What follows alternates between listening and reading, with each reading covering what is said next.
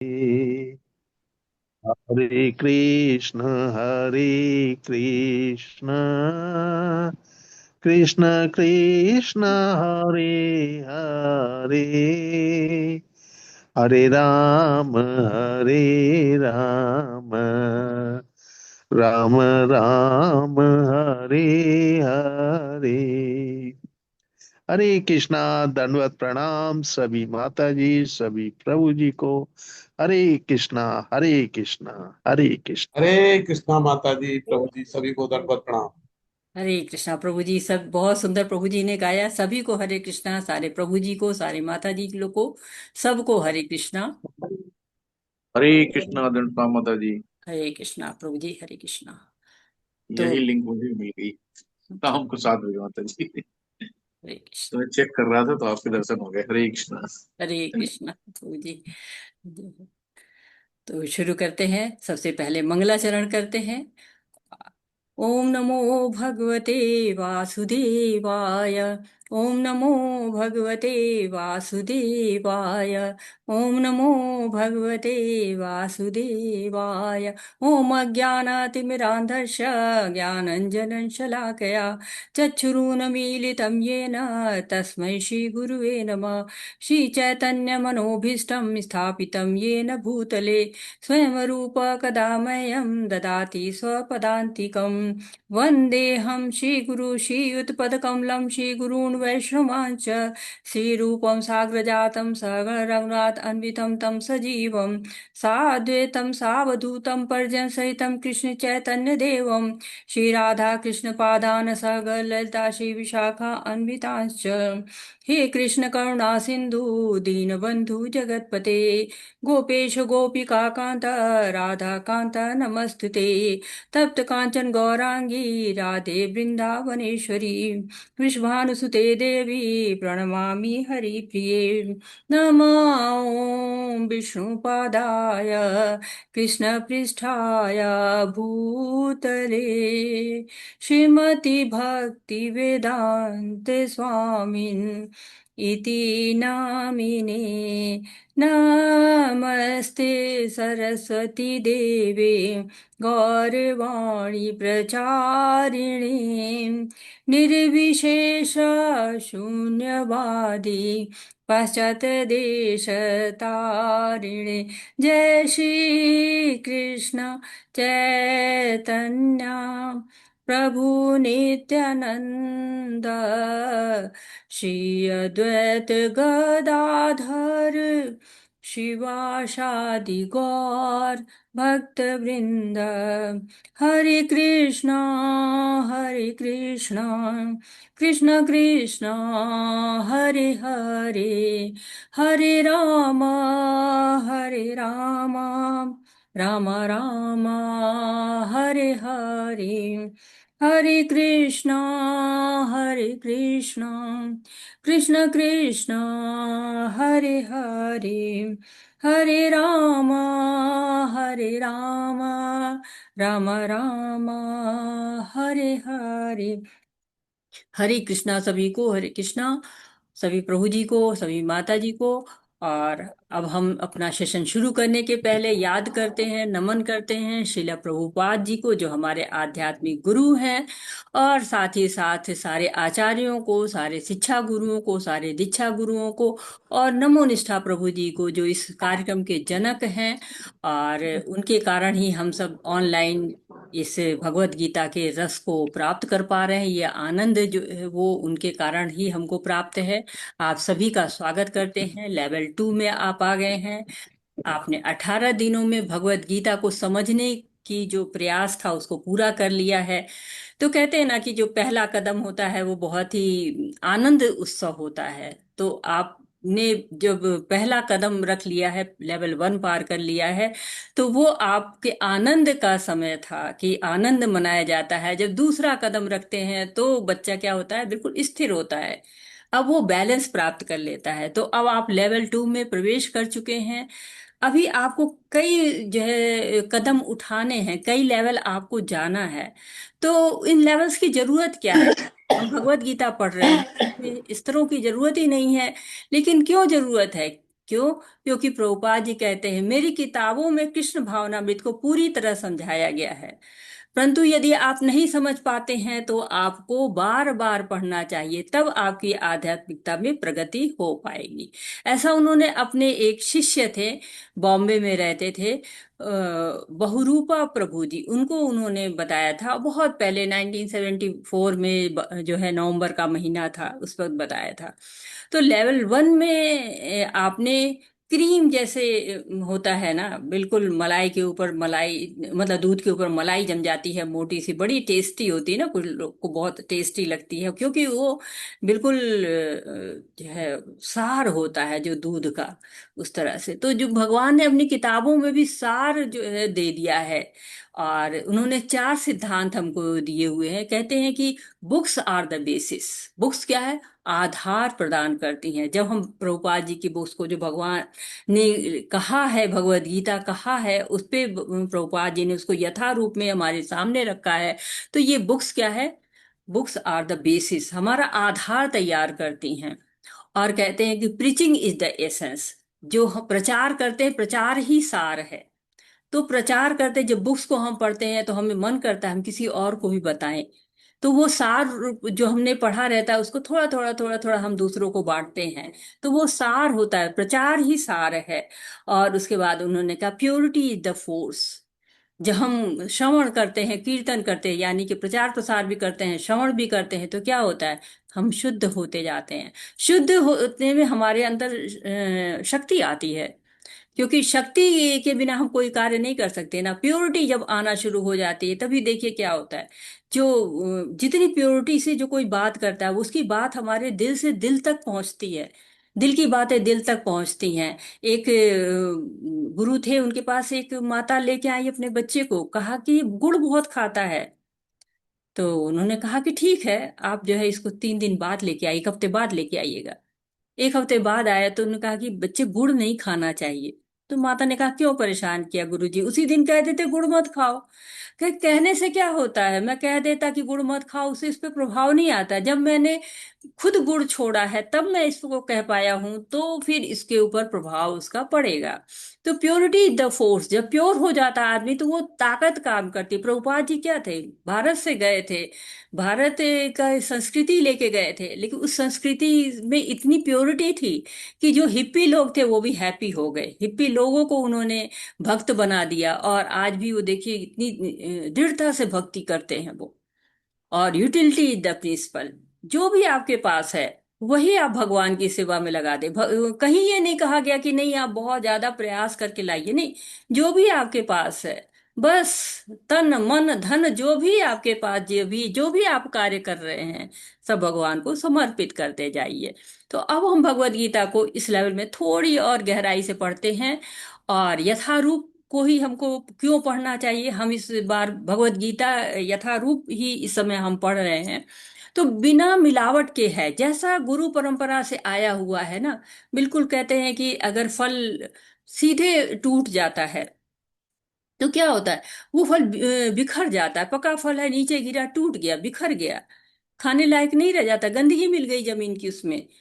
लेकिन वो एक डाली से दूसरी डाली पर सहारा पाते हुए जब नीचे आता है और कोई इसको हाथ में ले लेता है, तो वो इतना पका हुआ फल बड़ा मीठा सा स्वादिष्ट होता है। वैसे ही ये गुरु परंपरा से एक डाली से दूसरी डाली से तीसरी डाली तक ऐसे करके हमको मीठा फल पहुंचा हुआ है। और चैतन्य महाप्रभु जी का भी यही कहना था कि घर घर भगवत गीता पढ़ी जाए। तो उस प्रचार प्रसार में हम सब जुटे हुए, आप भी आगे जो है सबको बताएंगे भगवत गीता कितनी अच्छी है। हमको भगवत गीता यथारूप पढ़ना चाहिए। प्रभुपाद जी कहते हैं मैं कोई बड़ा काम नहीं कर रहा हूँ, भगवान की वाणी है, भगवान ने बोल दिया है, मैं बस उसको कॉपी कर रहा हूँ जो 5,000 साल पहले भगवान ने कर लिया। लेकिन हम थोड़े से उतनी आसानी से मानने वाले तो नहीं है ना। लेकिन आप देखिए कि भगवत गीता को कितने ज्यादा लोग पढ़ते हैं, बहुत बड़ी संख्या है भगवत गीता यथारूप को पढ़ने की। क्यों? बड़ी आसानी से समझ में आ जाती है। क्योंकि जटिलता हो जाती है भाषा की ना। आजकल हमारी भाषा इतनी प्योर नहीं रहेगी, हम उतनी अच्छी हिंदी भी नहीं बोल पाते, हम उतनी अच्छी इंग्लिश भी नहीं बोल पाते हैं। तो जो सरल भाषा में कहते हैं हम उसको समझ जाते हैं। क्लिष्ट हिंदी, क्लिष्ट इंग्लिश कुछ नहीं समझ में आना है हमें, क्योंकि हम लोगों ने तो इंग्लिश पढ़नी शुरू कर दी है। तो सरल भाषा है। और भगवान की वाणी को समझ में आ जाती है। और कहते हैं ना कि भगवान की जो वाणी है वो भगवान से अलग नहीं है, भगवान की ही है ना वो भी। लेवल 2 आप आ गए, थोड़ा सा आप अपने आप को और बड़ा महसूस कर रहे होंगे, तो माला जपना भी शुरू कर दीजिए। लेवल 2 में आ गए हैं, क्विज आपकी होगी होगी, उसे पूरा करेंगे ही करेंगे। संकल्प लीजिए कि रोज क्लास में आएंगे, अटेंडेंस होगी क्लास में। जो आप अटेंडेंस, अब आप बड़े हो गए ना, अब आपकी अटेंडेंस भी शुरू हो जाएगी इस क्लास में। और साथ ही साथ जो भी एक्टिविटीज क्लास में होती है उसमें पार्टिसिपेट करिए। और व्हाट्सएप के जो नियम है उनको अनुसरण करिए, किसी को भी बिना जाने बूझे व्हाट्सएप बिना आवश्यकता के नहीं करना है। और सबसे बड़ी बात है कि आप ऐसे कार्य करिए जो समाज के में नियम के अनुसार है, नियम के अनुसार कार्य करना होता है ना। देखिए, कोई देख नहीं रहा, मैं भी नहीं देख रही हूँ, कोई भी नहीं देख रहा आपको, लेकिन आपके अंदर भगवान है, वो आपको देख रहे हैं। तो जो भी कार्य करें मर्यादा के अनुरूप करें, नियमों के अनुसार करना चाहिए। और भगवत गीता भगवान ने बोल दी, बहुत पहले बोली गई ना। कहते कि भगवत गीता आज नहीं बोली गई, लोग कहते कि इतना अच्छी चीज है तो अब पहले क्यों नहीं आ गई, तो बोली तो बहुत पहले गई थी, बस समय के साथ लुप्त हो गई। आप आगे पढ़ेंगे, इमं विवस्वते योगम प्रोक्तवानहम अव्ययम विवस्वामनये प्राह मनु इच्छा के अब्रवीत। चेन टूट गई समय के साथ, काल अनेह महता योगो नष्टा परम तप, काल से जो है नष्ट हो गई। भगवान ने रचना की, महाभारत हुई और महाभारत में भगवत गीता बोली गई। महाभारत का एक सबसे अच्छा फल ये हुआ कि भगवत गीता वहां पे आई। अर्जुन गोलोक की जो है भगवान की सखी है, विशाखा सखी है, भक्त हैं, भ्रमित नहीं होते हैं वो, परंतु उन पे योग माया का पर्दा पड़ा हुआ है, इसके कारण वो भ्रमित हो जाते हैं। और हम पढ़ेंगे कि वो 5 कारण होते हैं जो अपने भ्रम को बताते हैं कि मैं भ्रमित, मैं मना कर, मैं नहीं इसको युद्ध को करूंगा। तो युद्ध की रचना तो पहले ही हो गई थी। और भगवत गीता ऐसे व्यक्ति की वाणी से शुरू होती है जो कि शुद्ध भक्त नहीं है। कौन है वो? धृतराष्ट्र है। वो धृतराष्ट्र, यानी कि जो राष्ट्र के प्रति एकदम चिपके रहता है ना, पकड़ के रहता है, धारण करके रखता है राष्ट्र को, उससे हमारी जो ये भगवत गीता है स्टार्ट हुई है। बड़े भाई थे, उत्तराधिकारी थे राज्य के, लेकिन सब लोग तैयार थे, सत्यवती जी भी तैयार थी, भीष्म भी तैयार थे, लेकिन विदुर जी से जब नीति पूछी गई, विदुर नीति बहुत ही वो शास्त्रों के अनुरूप थी। वो सचिव थे, तो विदुर जी ने बताया कि जो शारीरिक रूप से अयोग्य होता है वो राजा नहीं बन सकता। और धृतराष्ट्र जी दोनों आंखों से अंधे थे, तो राज्य का अधिकार पांडु को मिल गया। अब धृतराष्ट्र बहुत परेशान हो गए, तो उन्होंने सोचा कि मैं क्या करूं।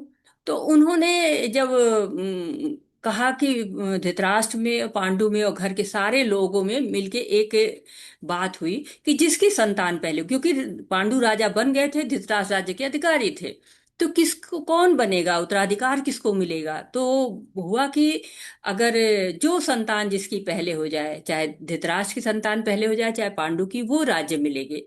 और देवताओं की कृपा हुई, कुंती के जो है वो युधिष्ठिर पहले पैदा हो गए। तो अब उन लोगों ने अनैतिक ढंग से राज्य पाने की कोशिश की, अज्ञातवास दिया पांडवों को, जुए में हराया, लाक्षागृही बनाया, और इस तरह से कई ऐसी चीजें की जिससे इन लोगों को, इनकी, पांडवों की समाप्ति हो जाए, लेकिन ऐसा नहीं हो पाया। तो फिर दुर्योधन के मन में आया कि इनको अज्ञातवास दे दिया गया है, और अब ये लौट के आएंगे तो इनको राज्य नहीं देंगे, और ये इनको 1 साल में तो हम ढूंढ लेंगे, और फिर वापस आने पे इनको नहीं दिया जाएगा राज्य।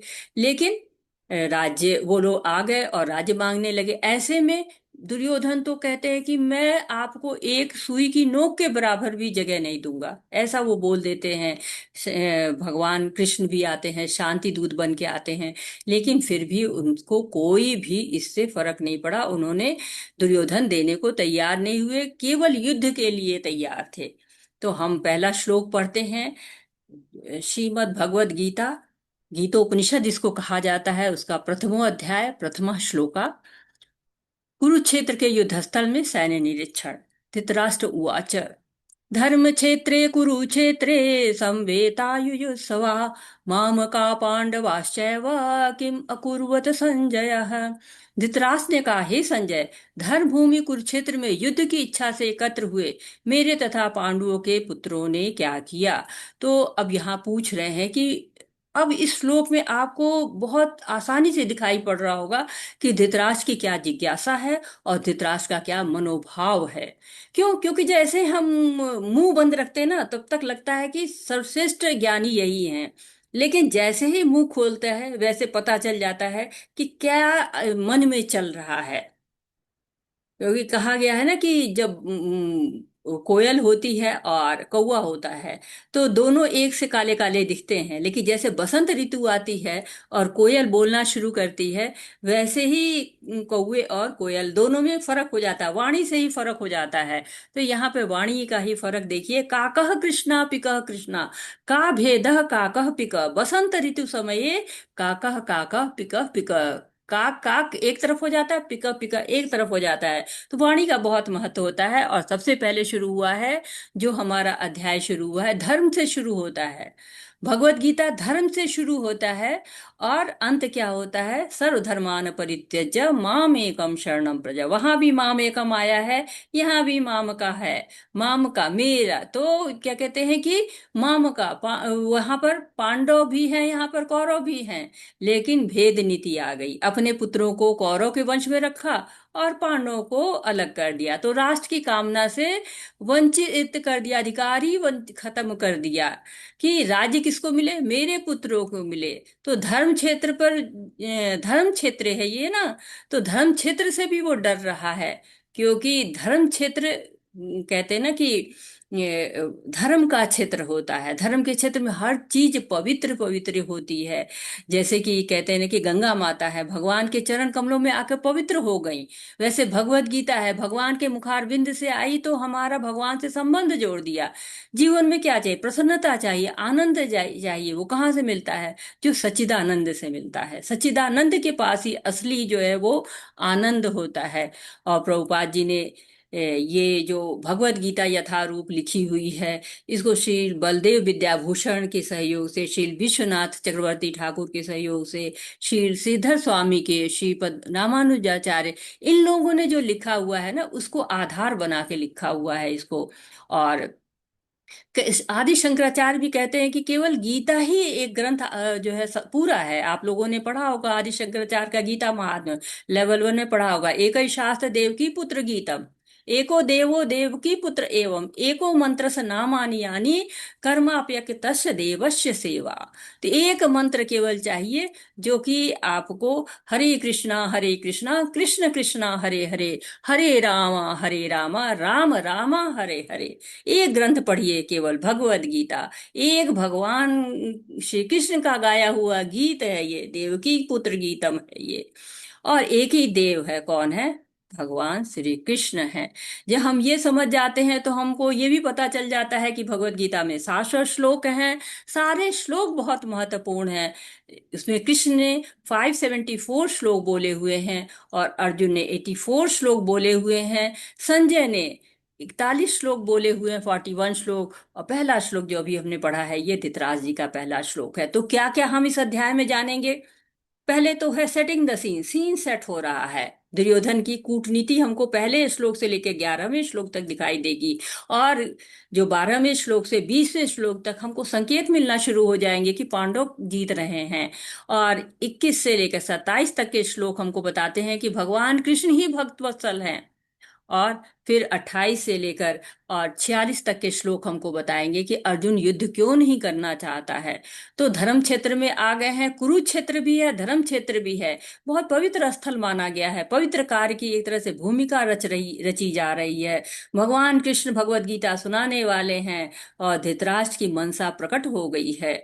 जैसे होता है ना कि हम स्कूल जाते हैं तो हमारी दूसरी मनोदशा होती है, ऑफिस जाते हैं हमारी दूसरी मनोदशा होती है, युद्ध भूमि जा रहे हैं युद्ध करने की मनोदशा होगी।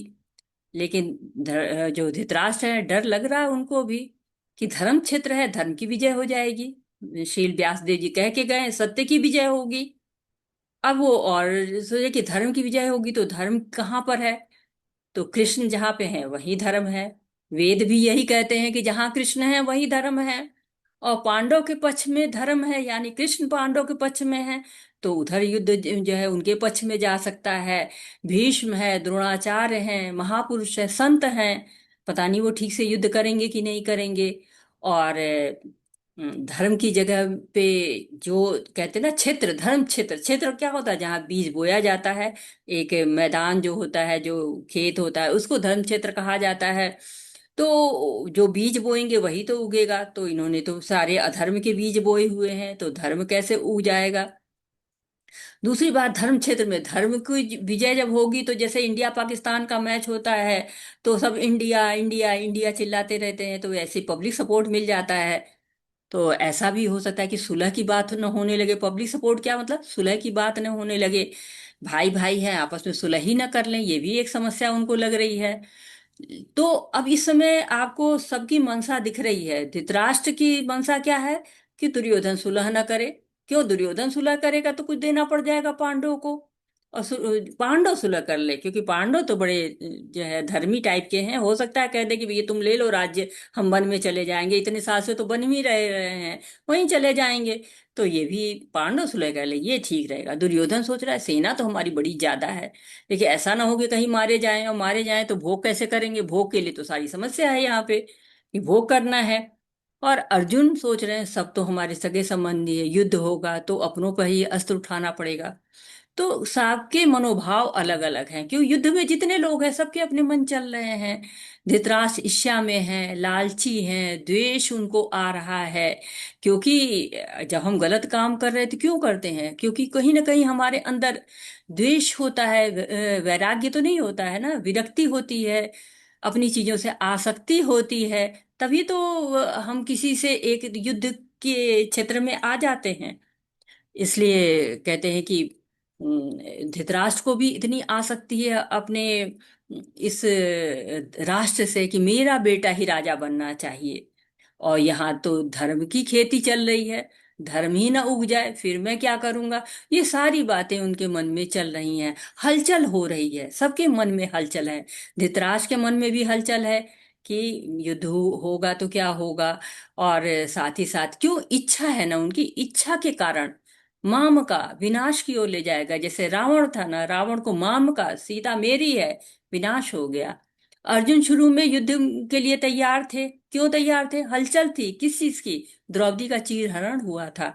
तो और भीम के मन में भी हलचल थी कि मुझे इनका खून पी लेना। भीम राक्षस थोड़ी था, क्षत्रिय था, लेकिन प्रतिज्ञा ली, क्योंकि हलचल थी उसके मन में, इतना सब घटित हुआ था।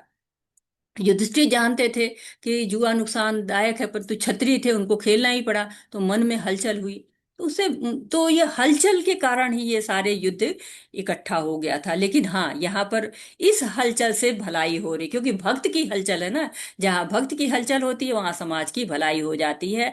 कि भगवान का हाथ नहीं छोड़े, जहाँ दृष्टिकोण बदलता है वहां हमारे कार्य की दिशा भी बदल जाती है।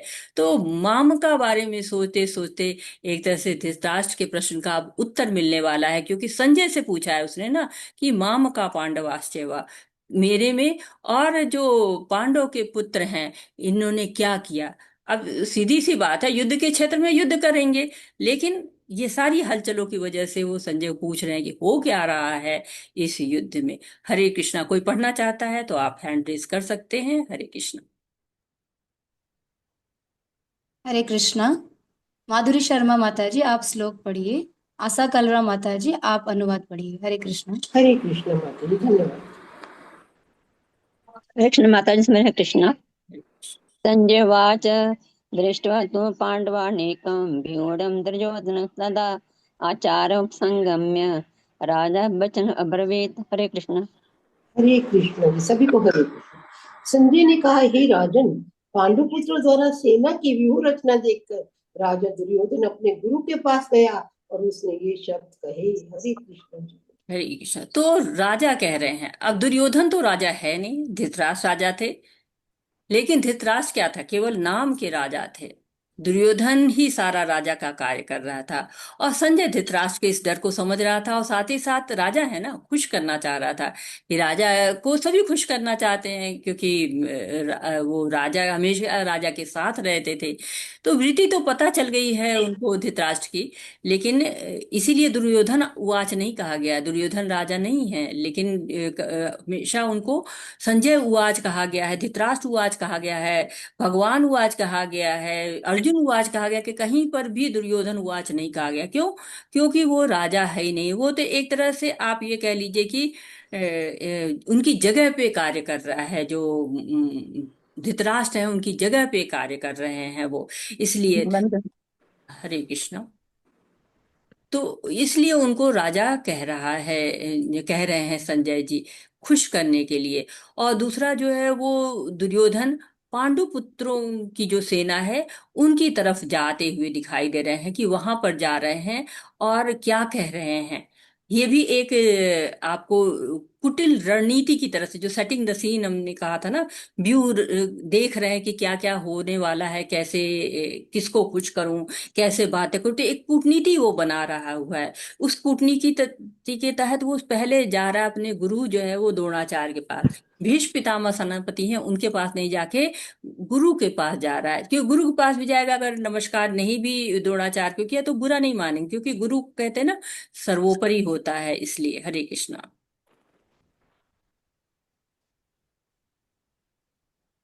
पढ़िए माता जी। हरे कृष्ण। पश्यतां पाण्डवपुत्राणाम् आचार्यं महते च व्यूढां द्रुपदपुत्रेण तव शिष्य देवता। हरे कृष्ण। हे आचार्य, पांडु पुत्रों की विशाल सेना को देखें, जिसे आपके बुद्धिमान शिष्य द्रुपद के पुत्र ने इतने कौशल से व्यवस्थित किया है। हरे कृष्ण जी। हरे कृष्णा। तो कोई बताएगा कि ये द्रुपद का पुत्र क्यों कह रहे हैं, और कौन है द्रुपद का पुत्र? हरे कृष्णा।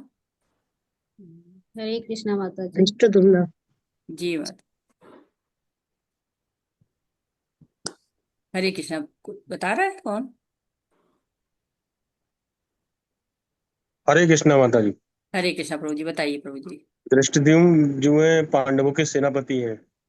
जी जी प्रभु, पांडव के सेनापति हैं। जी। और और उनका वो द्रुपद के पुत्र कह रहे हैं। क्यों द्रुपद के पुत्र कह रहे हैं? द्रुपद के पुत्र हैं। द्रुपद के पुत्र है, लेकिन उनका नाम भी तो ले सकते थे। नाम नहीं लेके द्रुपद के पुत्र क्यों कह रहे हैं उनको? धृष्टद्युम्न। हाँ, धृष्टद्युम्न है, ठीक है। धृष्टद्युम्न नाम है इनका। हाँ, ऐसा है कि एक हरे इसके पीछे कृष्ण। कहानी है। हाँ, हरे कृष्णा मैं बोलती हूँ।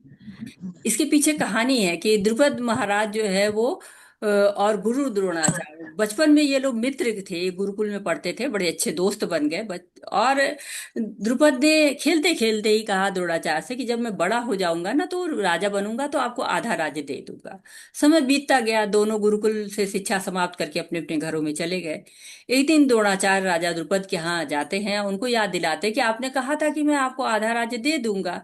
तो द्रुपद ने उनका अपमान कर दिया। द्रोण को बहुत कष्ट जो है उसका हुआ, और द्रोण चले आए। लेकिन क्यों गए थे? ऐसा नहीं है कि जो है वो द्रोण मांगने गए थे उनसे राज्य, बल्कि द्रोण तो ऐसे थे, ऐसे ब्राह्मण थे, ऐसे सन्यासी थे कि वो किसी से मांगते ही नहीं थे। फल भी वो तोड़ के नहीं खाते थे, जो नीचे गिरता था उसको खाते थे। जो फसल उगती थी उस फसल को भी वो जो गिरती थी उसको खाते थे। लेकिन वो वचन पूरा करें, राजा ने जो वचन दिया हुआ है ना, छत्री जब वचन देता था उसको ना पूरा करने पे, और खासकर जब ब्राह्मणों को देता था उसको दोष लगता था। तो इसलिए उनको याद दिलाने, अपने मित्र को पतन से बचाने के लिए गए थे।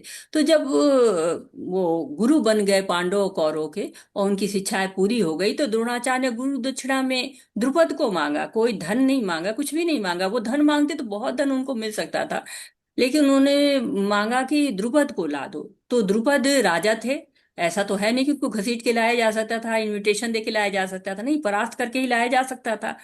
तो फिर पहले कौरव गए युद्ध करने, हार के वापस आ गए। उसके बाद पांडव गए।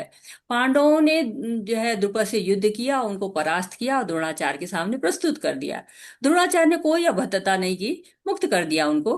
पर राजा को इतना ही अपमान बहुत था, क्योंकि परास्त हुए ना, अपमान हो गया। तो उन्होंने द्रोणाचार्य को मारने के लिए पुत्र की कामना की और उसके लिए यज्ञ किया।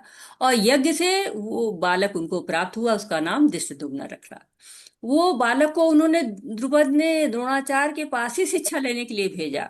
और द्रोणाचार्य जानते थे कि ये बालक उनकी मृत्यु का कारण है, फिर भी पूरी शिक्षा उनको दी। हम लोग साधारण कहावत में कहते हैं ना कि बिल्ली शेर की मौसी होती है, लेकिन बिल्ली कभी भी शेर को पेड़ पर चढ़ना नहीं सिखाती है। क्यों? क्योंकि जानती है कि जिस दिन ये पेड़ पर चढ़ना सीख जाएगा मुझे काट खाएगा। तो द्रोणाचार्य ने पूरी निष्ठा से शिक्षा दे दी, सब जानकर भी। आज वही पांडव के पचवे सेनापति बन गए और सेना का संचालन करने लगे। तो ये इशारा दुर्योधन की तरफ यही हो रहा है कि देखिए, जिसको आपने शिक्षा दी थी ना, वो कितना बढ़िया उसने व्यूह रचा हुआ है। गलती आपकी, एक तरह गलती जो है पॉइंट कर रहा है, पॉइंट आउट जो करते हैं ना, वो कर रहा है कि हाँ। एक तरह दूसरी बात और भी है कि स्वार्थ सिद्धि के लिए अपमान कर रहा है, कि अपमान करेंगे तो थोड़ा सा गुस्सा होंगे तो बड़ी अच्छी तरह से लड़ाई करेंगे। तो एक कूटनीति यहाँ पर पूरी तरह से दिख रही है। हरे कृष्णा।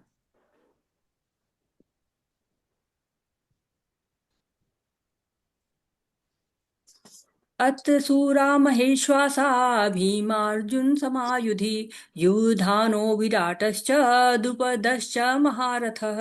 हरे कृष्ण। इस सेना में भीम तथा अर्जुन के समान युद्ध करने वाले अनेक वीर धनुर्धर हैं, यथा महारथी युद्धोधान, विराट तथा द्रुपद। हरे कृष्ण। हरे कृष्णा।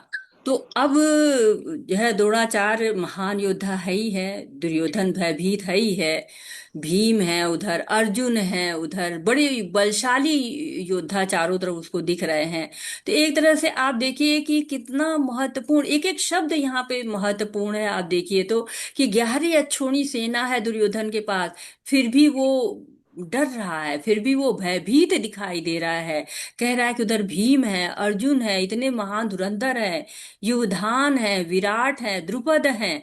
तो ये लोग बहुत वीर योद्धा रहे। विराट जो है वो आपने उनका नाम सुना ही, अज्ञातवास में उनसे युद्ध हुआ था।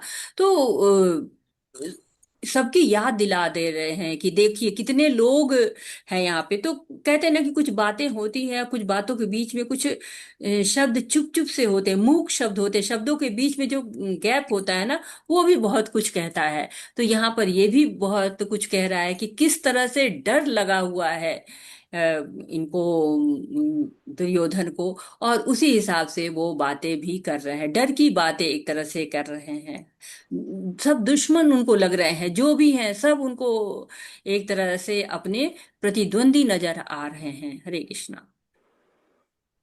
हरे कृष्ण। दृष्ट्वेत्तुष्टचकिताना काशीराजश्च वीर्यवान् पुत्रजित् कुन्ती भोजश्च शैब्यश्च नरपुंगवः। हरे कृष्ण। इनके साथ ही धृष्ट केतु, केकितान, काशीराज, पुरुजित, कुंती भोज तथा शब्य जैसे महान शक्तिशाली योद्धा भी है। हरे कृष्ण। हरे कृष्णा। तो एक तरह से अब आपको नाम दिखाई देंगे कि जो कितने लोग हैं, जो उस तरफ से आपको पांडव की तरफ से कौन है, दुर्योधन की तरफ से आपको कौन दिख रहे हैं, इनके नाम यहाँ पर दिखाई दे रहे हैं। हरे कृष्णा। हरे कृष्ण। युधमन्युश्च विक्रान्ताः उत्तमोजाश्च वीर्यवान् सुभद्रो द्रौपदश्च सर्व एव महारथाः। हरे कृष्ण। हरे कृष्णा। धन्यवाद आशा कल्ला माता जी। हरे कृष्ण। जलेंद्र प्रताप प्रभु जी। धन्यवाद। धन्यवाद माता जी। आज जलेंद्र प्रताप हरे प्रभु कृष्ण जी, आप माता जी, दंडवत प्रणाम। पढ़िए प्रभु जी। पराक्रमी युधामन्य अत्यंत शक्तिशाली उत्तम औजा, सुभद्रा का पुत्र तथा द्रौपदी के पुत्र, ये सभी महारथी हैं।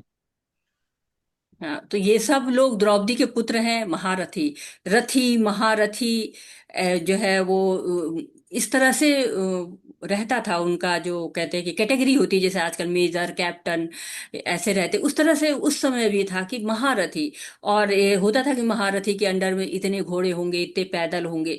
तो ये सब उन लोग के नाम गिना रहे हैं जो महारथी हैं। हरे कृष्णा। हरे कृष्ण। अस्माकं तु विशिष्टाश्च जानतान्य दिवोज्जितं नायिका मम सैन्यस्य संज्ञार्थं तान् ब्रवीमि ते। हरे कृष्ण। हरे कृष्ण माता जी। किंतु हे ब्रह्मण श्रेष्ठ, आपकी सूचना के लिए मैं अपने सेना के उन नायकों के विषय में बताना चाहूंगा जो मेरी सेना को संचालित करने में विशेष रूप से निपुण है। हरे कृष्ण माता जी। हरे कृष्णा। तो यहाँ पर भी फिर मम सेना से, मेरी सेना है, ये एक तरह से फिर अहंकार दिखाई दे रहा है कि मम सेना से, मेरी सेना, मेरा, माम का, ये सब अहंकार होता है ना। कहते हैं कि जब हम आई को छोड़ते हैं, हमारे अंदर भी मैं बहुत होता है। मैं औरत हूँ, मैं आदमी हूँ, मैं छोटा हूँ, मैं बड़ा हूँ, मैं मोटा हूँ, मैं पतला हूँ, मैं गरीब हूँ, मैं अमीर हूँ, मैं राजा हूँ, मैं रंक हूँ। मैं हमारा बहुत चलता रहता है। ये मैं क्या होता है, अहंकार होता है, यही पतन का कारण। कहते हैं मैं जिसके हृदय में होता है ना, वही नाश होता है। ये भगवत गीता हमको सिखा रही है कि हमें मैं से दूर रहना चाहिए। सब ये मेरे तरफ के योद्धा देखो, उन भाई हो सकता है ना कि कह रहे हैं कि उनकी तरफ बड़े अच्छे अच्छे योद्धा हैं, सबके नाम गिना रहे हैं पांडवों की तरफ के। तो ऐसा ना द्रोणाचार्य कह दे कि ठीक है तो हार मानो और चलो यहाँ से। तो नहीं, मेरी तरफ भी है लोग, खुश कर रहे हैं, नहीं मेरे सेना के भी नायक हैं, उनको भी देख लीजिए, वो भी बहुत अच्छा कार्य करते हैं। हरे कृष्णा।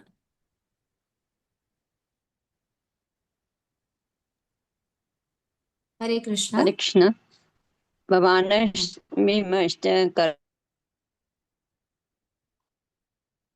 कृपश्च समतिञ्जयः अक्षसा। हरे कृष्ण माता जी। हरे कृष्ण। हरे कृष्णा। भवान् भीष्मश्च कर्णश्च कृपश्च समतिञ्जयः अश्वत्थामा विकर्णश्च सोमदत्ते तथैव च। हरे कृष्ण। हरे कृष्ण माता जी। मेरी सेना में स्वयं आप, भीष्म, कर्ण, कृपाचार्य, अश्वत्थामा, विकर्ण तथा सोमदत्त का पुत्र भूरिश्रवा आज यहाँ युद्ध में सदैव विजयी रहे हैं। हरे कृष्ण। हरे कृष्णा। तो अब बता रहे हैं कि देखिए मेरे कौन है, भीष्म है, कितने मतलब हैं, कर्ण हैं। अब कर्ण का नाम ले लिया, लेकिन तुरंत उसको समझ में आया कि अरे बड़े बड़े लोग और भी हैं। तो कह रहे कृपाचार्य और अश्वत्थामा, ये दो लोग हैं, देखिए ये लोग अमर हैं। लेकिन उनकी तरफ तो कोई भी अमर नहीं है। हमारी तरफ विकर्ण है। विकर्ण का नाम इसलिए लिया कि विकर्ण जो था वो एकमात्र ऐसा था, जब चीर हरण हो रहा था तो उसने विरोध किया था कि नहीं, हमको, हमारे घर की बहू है, ये गलत कार्य नहीं होना चाहिए, गलत व्यवहार वधू के साथ नहीं होना चाहिए। तो उसको भी एक तरह से जो है वो कह रहे हैं। और सोमदत्त का पुत्र भूरिश्रवा है। तो सबके लिए युद्ध में जितने वीर हैं उनका उल्लेख है। ये सदैव विजयी रहे हैं लोग, ये लोग तो बहुत ही ज्यादा मतलब वो बलशाली हैं। तो हम अपने आप को धीरज धरा रहा है कि धीरे धरो, सब जीत जाओगे तुम। क्यों? क्योंकि जीतना चाह रहा है, भोग चाह रहा है वो। हरे कृष्ण।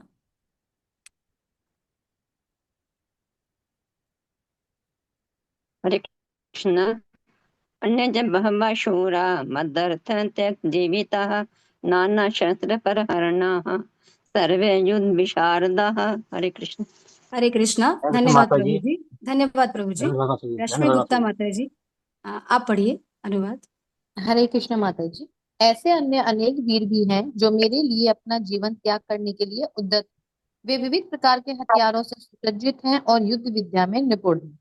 हरे कृष्ण माता जी। हरे कृष्ण। तो यहाँ बता रहे हैं कि ऐसे अनेक वीर हैं जो मेरे लिए अपना जीवन त्याग करने के लिए होता। मद अर्थे त्यक्त जीवता, मेरे अर्थ के लिए, मेरे लिए, आप मेरे अर्थ के लिए भी कह सकते हैं कि सब मेरे धन पे पल रहे हैं, तो मेरे लिए अपना जीवन त्याग करने के लिए भी वो तैयार हैं। और विविध प्रकार के हथियार, मतलब हथियार वगैरह भी सब अच्छे से हैं, कोई कमी नहीं है। युद्ध विद्या में वो ऑलरेडी निपुण है ही हैं, प्राणों की आहुति देने के लिए तैयार है ही हैं। तो एक तरह से वो पूरी अपनी कूटनीति को बता रहा है, पांडवों की सेना के बारे में बता रहा है, अपनी सेना के बारे में बता रहा है, और अपनी सेना का एक तरह से मनोबल भी बढ़ा रहा, उत्साहवर्धन भी कर रहा है।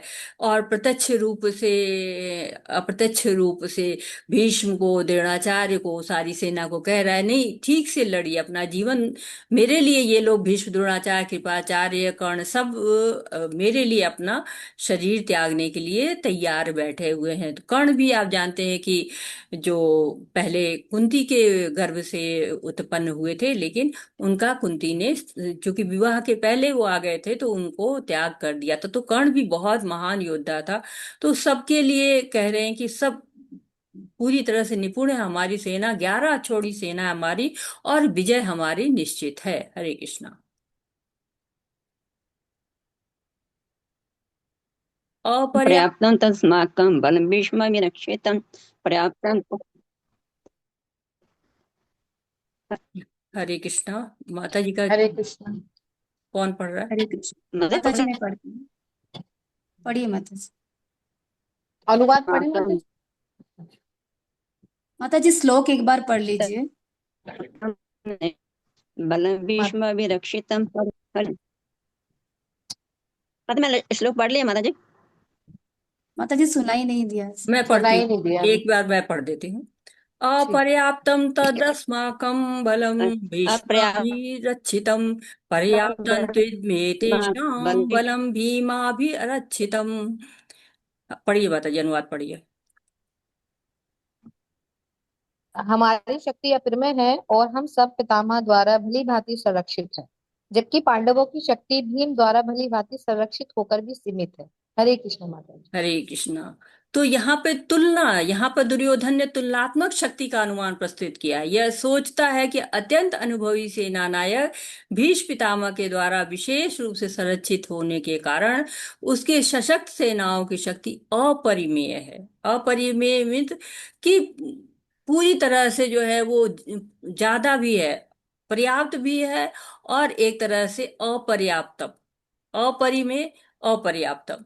तो एक तरह से वो परेशान है कि अपर्याप्त है। क्यों?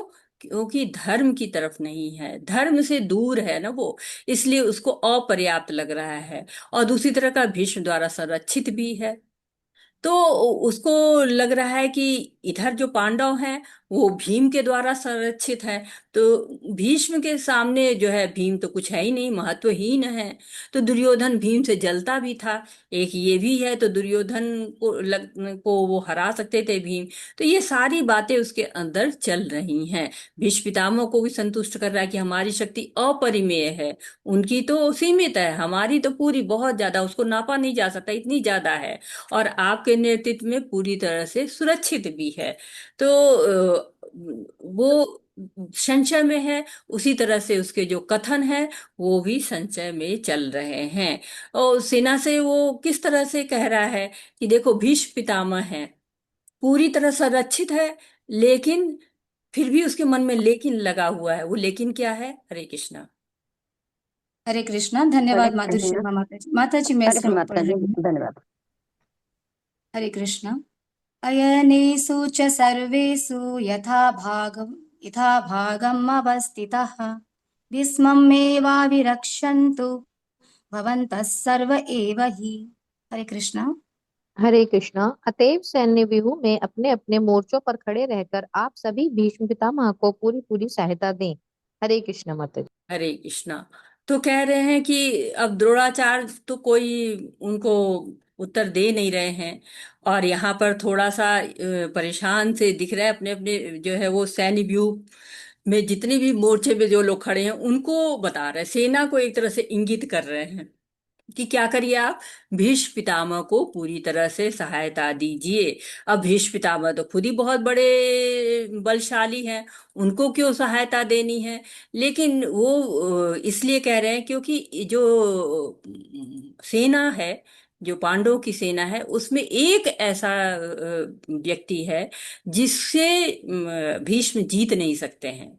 वो कौन है? कोई बताएगा कि कौन है पांडवों की सेना में जिससे भीष्म भगवान को शुक्ल मार है। सकते हैं? जी हरे कृष्ण। अर्जुन। हरे कृष्णा माता जी। भगवान शिखंडी। हाँ, शिखंडी। शिखंडी। हाँ, हाँ। शिखंडी। शिखंडी पूर्व जन्म में अरे अंबा बाप रे। थे, जो कि उन्होंने प्रण लिया हुआ था ना कि हाँ हम जो है भीष्म को नाश करेंगे। और भीष्म ने प्रतिज्ञा की थी कि मैं महिलाओं पर बाण नहीं चलाऊंगा। तो ये एक रीजन ये भी था जिसकी वजह से हो रहा था कि सब सहायता करो भीष्म की। और दूसरी, वो सेना को भी थोड़ा सा मनोबल उनका भी ऊपर करना चाह रहे थे कि भीष्मदेव महान योद्धा है, लेकिन क्या है, वो वृद्ध हो चुके हैं, तो उनकी सुरक्षा विशेष रूप से आप लोग को करनी चाहिए। हरे कृष्णा। हरे कृष्ण। तस्य सञ्जनयन हर्षं कुरु वृद्ध पितामहः सिंहनादं विनद्यैचे शङ्खं दद्मो प्रतापवान्। हरे हरे कृष्णा। कृष्ण। तब कुरुवंश के वयोवृद्ध परम प्रतापी एवं वृद्ध पितामह ने सिंह गर्जना की सी ध्वनि करने वाले अपने शंख को उच्च स्वर में बजाया, जिससे दुर्योधन को हर्ष हुआ। हरे कृष्ण। तो दुर्योधन की बात सुनते हैं तो भीष्म जी क्या करते हैं, सिंहनाद करते हैं, सहर्ष जो है सिंहनाद कर रहे हैं। क्यों कर रहे हैं? दुर्योधन को प्रसन्न करने के लिए। अब द्रोणाचार्य से तो कोई खास रिस्पांस मिला नहीं है, तो और दुर्योधन अब थोड़ा सा वैसे हो रहे हैं, तो भीष्म पितामह जी तुरंत सिंह की सी गर्जना से शंख बजाते हैं। अब देखिए कि कितना सुंदर वर्णन हुआ है, थोड़े से भी छोटी छोटी चीजें पकड़ रहे हैं उनके। जो होता है ना, दादा लोग होते हैं, वो बच्चे को जरा सा ही मुरझाते देखते तो तुरंत आ जाते हैं। ऐसे तो बड़ा सुंदर सा चित्रण हुआ है कि भीष्म जी को कोई इस समय देखेगा तो उनसे प्रेम हो जाएगा कि दुर्योधन को परेशान देख रहे हैं, तो तुरंत शंख बजा देते हैं खुश करने के लिए। जैसे दादा लोग तुरंत जो है वो उछलने कूदने लगते हैं अपने नाती पोतों को देख के खुश करने के लिए। बिल्कुल भीष्म जी उसी तरह से कार्य कर रहे हैं, शंख बजाते हैं। अब शंख बजाने का मतलब क्या हो जाता है कि अब युद्ध की घोषणा हो चुकी है। दुर्योधन युद्ध चाह रहा है, उसमें जल्दी से विजय चाह रहा है कि जल्दी से जो है पांडवों को खत्म करिए भीष्म जी, और चलिए फिर हम लोग राज्य करते हैं। तो भीष्म जी उनकी इच्छा को पूरी करने के लिए शंख भी बजा दे रहे हैं। हरे कृष्णा। हरे कृष्ण। ततः शङ्खश्च वैर्यश्च प्रणवान् खगोमुखः सहस्रेवाभ्यहन्यन्त सशब्दस्तु मूलोऽभवत्। हरे कृष्ण। धन्यवाद रश्मि माता जी। नीति त्यागी धन्यवाद माता माता जी। जी। हाँ, धन्यवाद माता जी। नीति त्यागी माता जी, आप अनुवाद पढ़िए।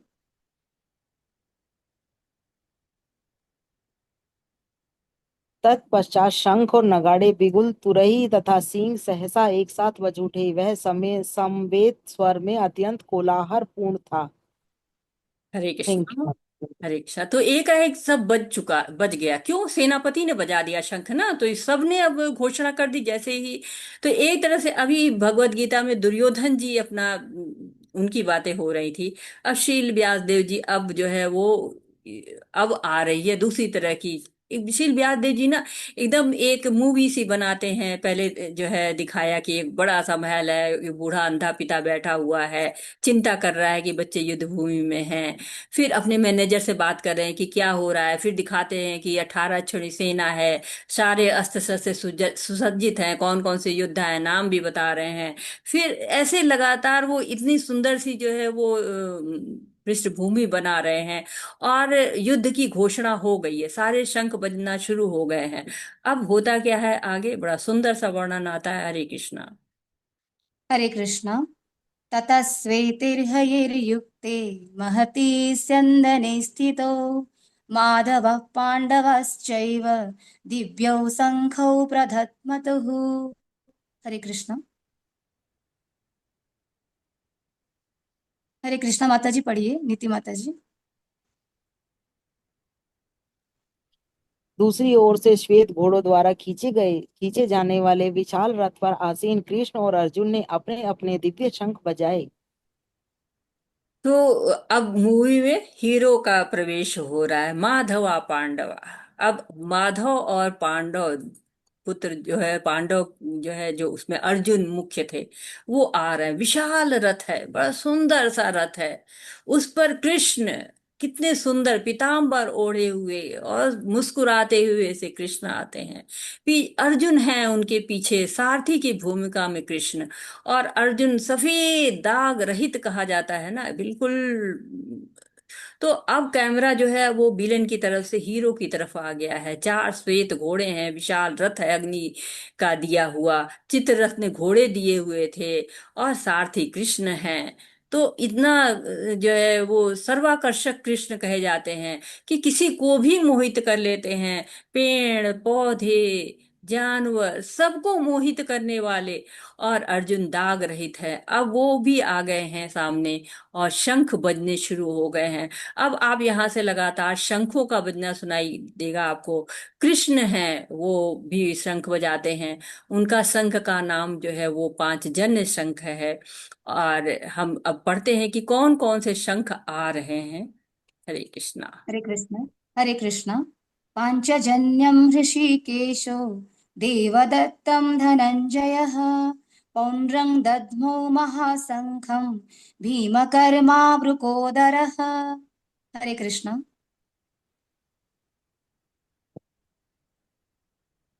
हरे कृष्ण। माता जी अनुवाद पढ़िए। नीति त्यागी माता जी। हाँ जी।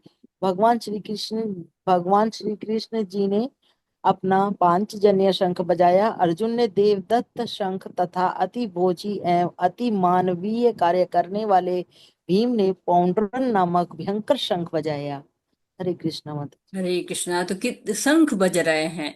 शंख का मतलब किस तरह से दिखाया गया है कि ये शंख विजय नाद कर रहे हैं। विजय के संकेत आपको दिखेंगे। पहले शंख के रूप में दिखेंगे और फिर विजय का जो है संकेत करते हुए भी ये आपको दिखाई देंगे। तो विशाल रथ पे हैं, मनमोहक भगवान जी आ गए हैं, शंख बजने शुरू हो गए हैं।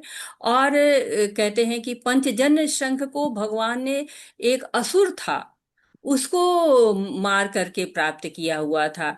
जब गुरु से पढ़ने के लिए संदीपनी ऋषि के पास गए और वहां सारी शिक्षा कंप्लीट की लिए, तो दक्षिणा में उन्होंने कहा कि मुझे मेरा मरा हुआ पुत्र चाहिए। एक तरह से वो जान रहे थे कि ये भगवान है और ले आ सकेंगे। तो उनका जो बेटा था वो गुजरात में समुद्र में डूब के मर गया था। कृष्ण जी तब उत्तर प्रदेश में थे, वहां से मध्य प्रदेश आते हैं, फिर गुजरात पहुंचते हैं और समुद्र से कहते हैं कि मेरे गुरु के पुत्र को वापस कर दो। तो समुद्र कहता मैंने नहीं मारा है। तो उसके अंदर, जो समुद्र के अंदर पंचजन नाम का राक्षस रहता है, वो कहते हो सकता है वो मार दिया हो। तो कृष्ण जी वहां जाते हैं उसके पास, और उसको शंखासुर के नाम से प्रसिद्ध था। उसे कहते हैं कि मेरे गुरु के पुत्र को तुमने मारा है। तो वो जवाब भी नहीं देता है और कृष्ण को मारने के लिए दौड़ता है। तो कृष्ण जी उससे लड़ते हैं और लड़के उसको मार डालते हैं। उसके पेट में से एक शंख मिलता है। उस शंख को लेके वो यमलोक जाते हैं और यमदूतों उनको रोकने की कोशिश करते हैं।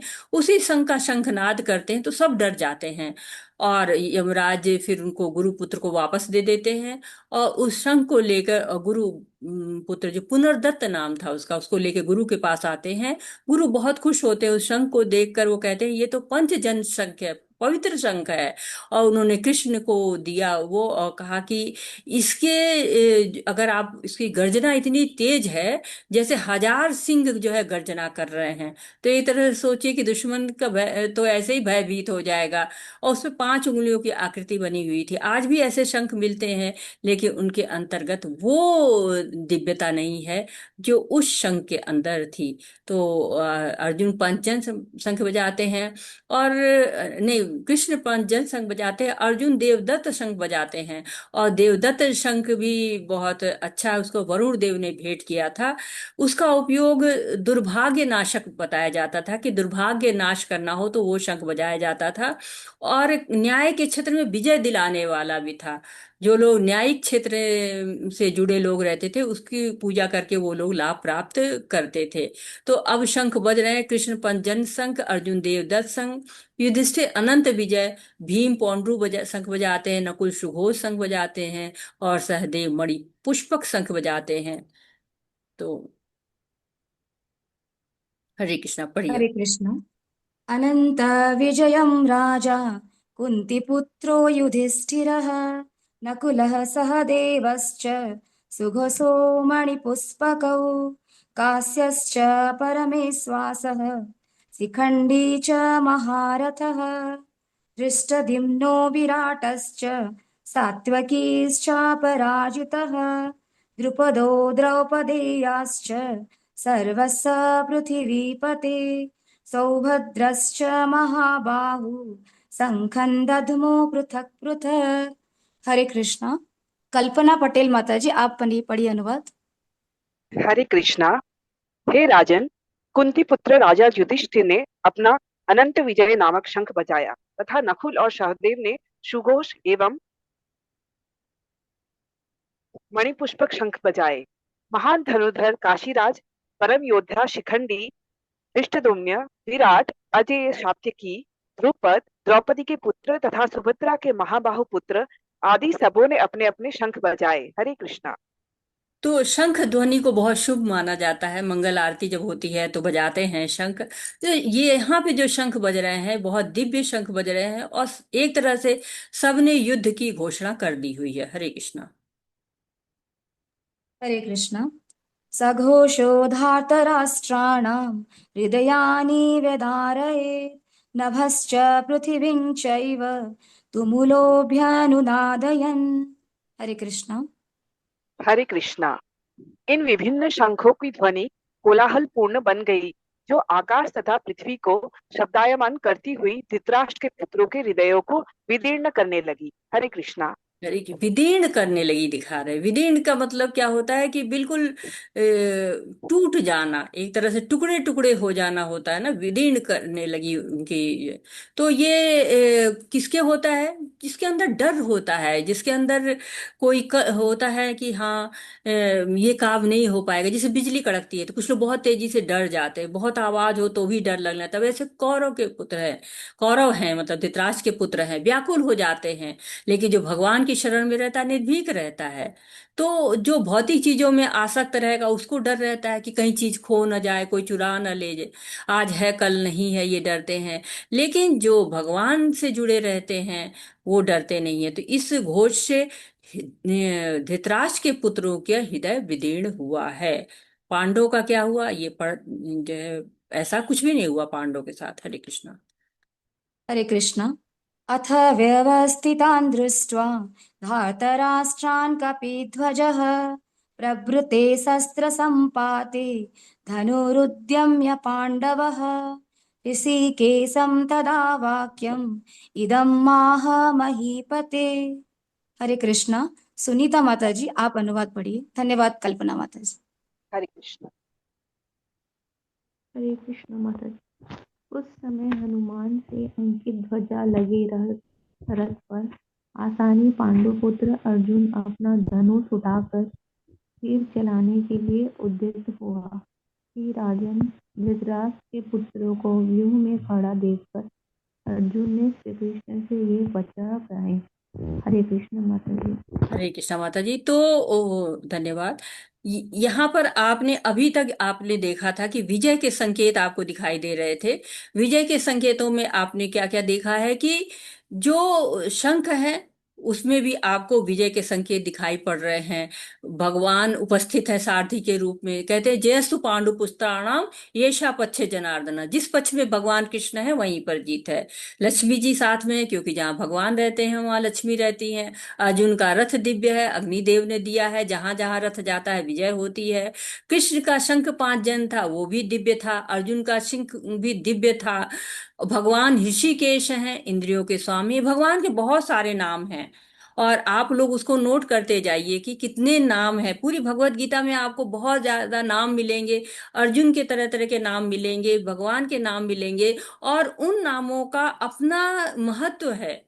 जैसे कि कृष्ण को सर्वाकर्षक, कृष्ण का मतलब होता है सर्वाकर्षक, सबको आकर्षित करते हैं। मधुसूदन, मधु नाम के असुर को मारने वाले हैं। गोविंद, गाय को प्रसन्न करने वाले हैं। वसुदेव है, वासुदेव के पुत्र हैं। देवकी नंदन है, देवकी के पुत्र हैं। यशोदा नंदन, यशोदा के पुत्र हैं। माधव, भागी की लक्ष्मी के पति हैं। तो आपको जगह जगह नाम दिखेंगे, आप इनको जोड़ते जाइएगा और देखते जाइएगा कि कितने सुंदर सुंदर भगवान के नाम है। कहते हैं ना अद्वैतम अच्युतम अनादि अनंत रूपम। तो भगवान के अनंत रूप हैं और भगवान के अनंत नाम हैं। और हमें अब भगवान दिखा रहे हैं, यहाँ पे हम विजय के सारे संकेत देख रहे हैं। 9 चिन्ह हैं विजय के पांडवों के और कहते हैं कि भगवान ऋषिकेश है, अर्जुन की इंद्रियों को जो है वो नियंत्रित करने वाले भगवान हैं। तो हनुमान जी उनकी ध्वजा पे आसीन है। हनुमान जी को भी कहा गया था इस युद्ध में आने के लिए, तो उन्होंने कहा नहीं, मैंने ये काम कर लिया हुआ है, अब अर्जुन की बारी है, मैं निमित्त हो चुका अब। और हनुमान जी के मतलब कि रामचंद्र जी के साथ जब वो थे तब विजय हुई थी, यहाँ पर भी हनुमान जी है, यानी कि अर्जुन की विजय निश्चित है। कहते हैं ना शुभ संकेत मिलते हैं ना, हम कब कहते हैं कि हमारी बाईं आंख फड़फड़ा रही है, कोई शुभ संकेत होने वाला है। तो यहाँ पे शुभ संकेत सारे दिखाई पड़ रहे हैं। हरे कृष्णा। हरे कृष्ण।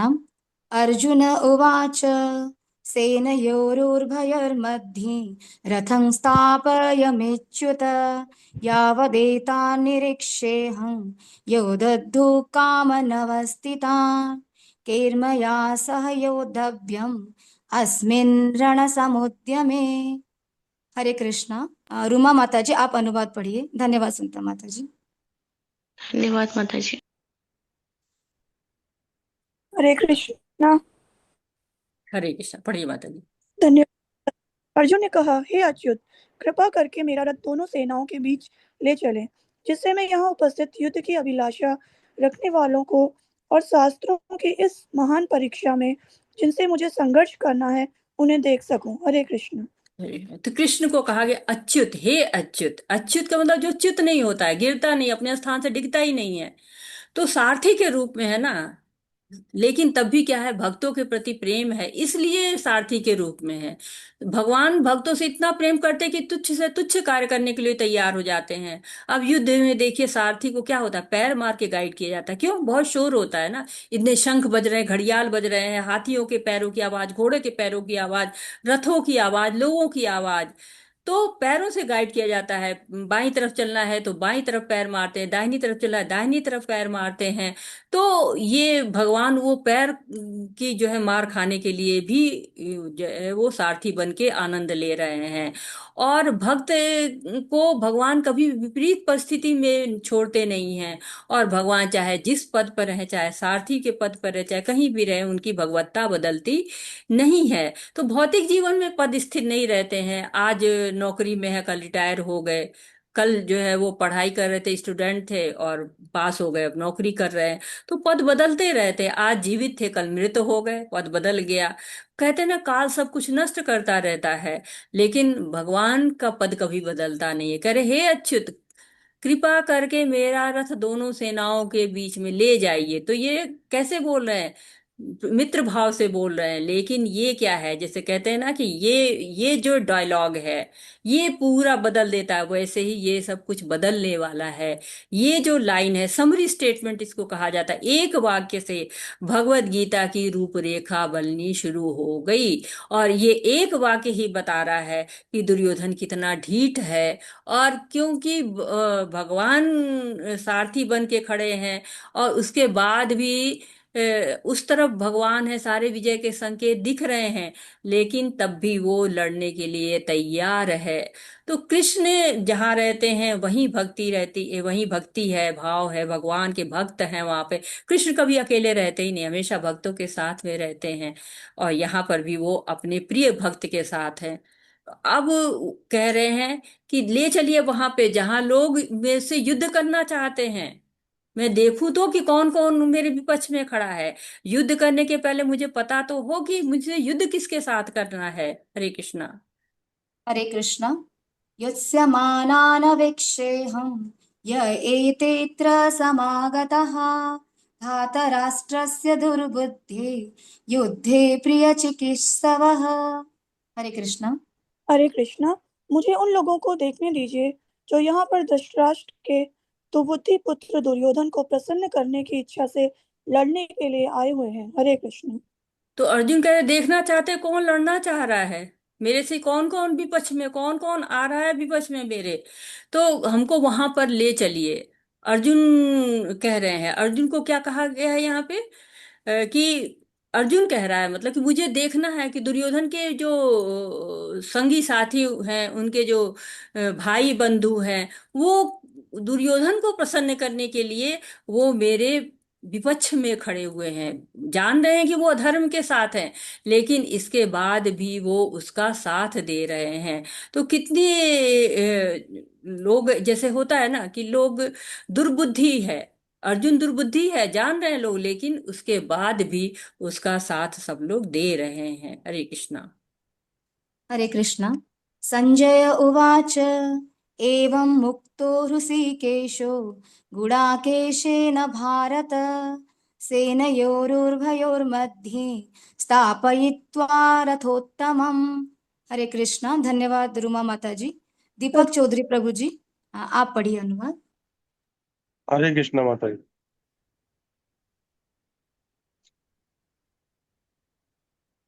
संजय ने कहा संजय ने एक मिनट माता जी। संजय ने कहा, हे भरतवंशी, अर्जुन द्वारा इस प्रकार संबोधित किए जाने पर भगवान कृष्ण ने दोनों दलों के बीच में उस उत्तम रथ को लाकर खड़ा कर दिया। हरे कृष्णा माता। हरे कृष्ण। तो यहाँ पर गुड़ाकेश कहा गया है अर्जुन को। गुड़ाकेश कैसे हैं? गुड़ाकेश का अर्थ होता है कि जो नीड पर विजय पा ले। तो जब अर्जुन जी सीख रहे थे युद्ध, बाण चलाना, धनुष विद्या जब सीख रहे थे, तो एक बार वो बैठे खाना खा रहे थे, दीपक बुझ गया। तो वो खाना खा रहे तो बड़े आराम से खाना खा लिया उन्होंने, क्योंकि हाथ और मुंह में बड़ा अच्छा रिदम होता है ना, आराम से हम अंधेरे में कहीं भी हम खाना खा सकते हैं। तो वो भी खाना खा रहे थे, तो उनको एकदम समझ में आया कि जब हम अंधेरे में खाना खा सकते हैं तो हम अंधेरे में तीर भी चला सकते हैं। तो उन्होंने रात रात भर जग के धनुष विद्या सीखी थी, इसलिए उन्होंने नीत में विजय प्राप्त कर ली थी, तो उनको गुड़ाकेश कहा गया। और नींद का अर्थ एक अज्ञान भी होता है। जब हम नींद में होते हैं तो हम अज्ञान में रहते हैं ना, हमें नहीं पता होता है कि हमारे चारों ओर क्या हो रहा है। तो अर्जुन गुड़ाकेश थे, अज्ञान पर भी विजय प्राप्त की हुई थी उन्होंने, और साथ ही साथ नींद पर भी विजय प्राप्त की। ऋषिकेशो, ऋषिकेश किसको कहा गया? भगवान श्री कृष्ण को कहा। ऋषिकेश में इंद्रियां होती हैं, जो इंद्रियां का जो ईश है, नियंत्रक है। ईश मतलब होता है नियंत्रण करने वाला। तो ऋषिकेश है, जिसने इंद्रियों पर नियंत्रण रखा है, उसको भगवान कृष्ण का कहा गया है। तो दोनों को कहा गया कि एक गुड़ाकेश है और एक ऋषिकेश है, इंद्रियों का स्वामी है। उनसे कह रहे कि अर्जुन को हमेशा याद रहता है कि वो कृष्ण का भक्त है, हमेशा उनका नाम रूप गुण लीला का चिंतन करता रहता है। तो वो ये गुड़ाकेश इसीलिए है क्योंकि सब याद रहता है, अज्ञान में नहीं रहता है। भगवान जो है वो रथ को कहीं भी खड़ा कर सकते थे, लेकिन भगवत गीता बोलनी है ना उनको, तो कहाँ लेके जाते हैं? बिल्कुल वहीं लेके जाते हैं। जो कहते हैं ना कि दोनों दलों के बीच में ले गए, लेकिन कहाँ ले गए देखते हैं हम। हरे कृष्णा। हरे कृष्ण। भीष्मद्रोणो प्रमुखतः सर्वेषां च महिषिताम् उवाच पार्थ पश्येतान् समवेतान् कुरुन्निति। हरे कृष्ण। हरे कृष्णा माता जी। भीष्म, द्रोण तथा विश्व भर के अन्य समस्त राजाओं के सामने भगवान ने कहा कि हे पार्थ, यहाँ पर एक एकत्र सारे कुरुओं को देखो। हरे कृष्णा माता जी। तो अगर भगवान उस रथ को ले जाकर अगर खड़ा कर देते दुर्योधन के सामने, दुशासन के सामने, तो युद्ध तुरंत हो जाना था। लेकिन भगवान लेके भी कहाँ जाते हैं? बिल्कुल भीष्म के पास, द्रोण के पास, ऐसे राजाओं के सामने जो कि दुखती हृदय है। भीष्म भाई वो दादाजी थे, बहुत प्रेम करते थे। यहाँ पे पार्थ कहा गया है, कुंती पुत्र। पार्थ जो है वो कुंती का एक नाम था। अर्जुन को याद दिला रहे कि तुम किस परिवार से आए हो, तुम्हारा शूरवीरों का खानदान है। तो भगवान जो भी कार्य करते हैं ना, उसका कोई ना कोई उद्देश्य होता है। तो भगवान ने भी ये उद्देश्य बताया है कि कौरवों की पराजय होना है और अर्जुन या पांडवों की विजय होनी है। अभी ये उद्देश्य नहीं बता रहे हैं, अभी ये उद्देश्य बता रहे हैं कि पहले भगवत गीता बोलनी है।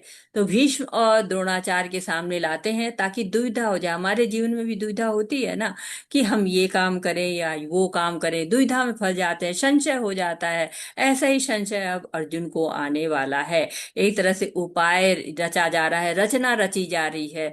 तो हमें भी जब भगवान मतलब इस परिस्थिति में हम आ जाते हैं, तो भगवान की याद करनी चाहिए, गुरु की याद करनी चाहिए, शास्त्रों की मदद लेनी चाहिए, जैसे कि अब अर्जुन करने वाले हैं। हरे कृष्णा। हरे कृष्ण। तत्र पश्यति तान् पार्थः पितॄनथ पितामहान् आचार्यन् मातुलान् भ्रातॄन् पुत्रान् पौत्रान् सखींस्तथा स्वसुरान् सुहृदश्चैव सेनयोरुभयोरपि। हरे कृष्णा। धन्यवाद प्रभु जी। नैना पंडा माता जी, आप अनुवाद पढ़ लीजिए।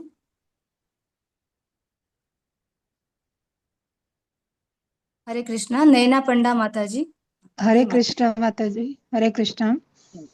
अर्जुन ने कहा, पर अर्जुन अर्जुन ने वहां पर दोनों पक्षों की सेनाओं के भाग्यों में अपने चाचा ताऊओं, पितामहों और गुरुओं, मामाओं, भाइयों, पुत्रों, पेत्रों, मित्रों, ससुरों और शुभ चिंतकों को भी देखा।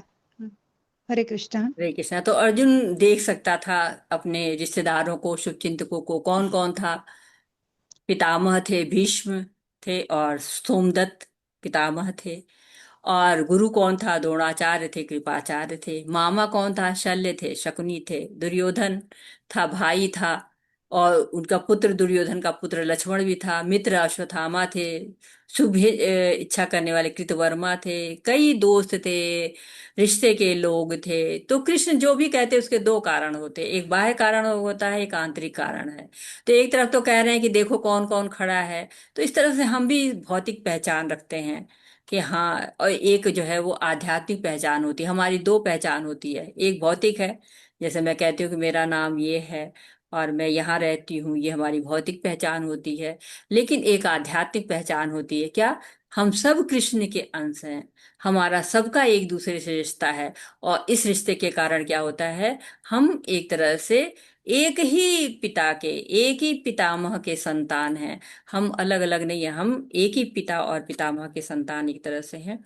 तो आज हम यहीं पर रुकते हैं।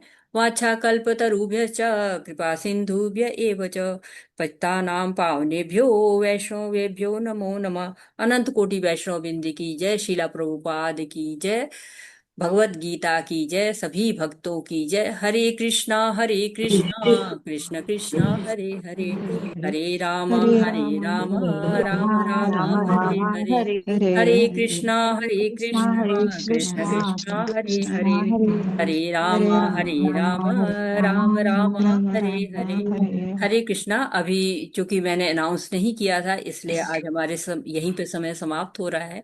लेकिन कल से हमारा क्लास 250 पे, मतलब 230 पे स्टार्ट होगा। और हम, आप लोग समय से जुड़िएगा। साथ ही साथ अब हमारा अटेंडेंस भी हम लेंगे। और प्रभु जी ने जहाँ तक अटेंडेंस लिंक डाल दी होगी, आप लोग उसको भर लीजिए। और ताकि हम अटेंडेंस भी काउंट करते रहेंगे। हरे कृष्णा। आपका कोई प्रश्न है, आपका कोई सुझाव है, आप कुछ ऐड करना चाहते हैं, आप कोई त्रुटि सुधार करना चाहते हैं, तो मोस्ट वेलकम। हरे कृष्णा। सभी को हरे कृष्णा।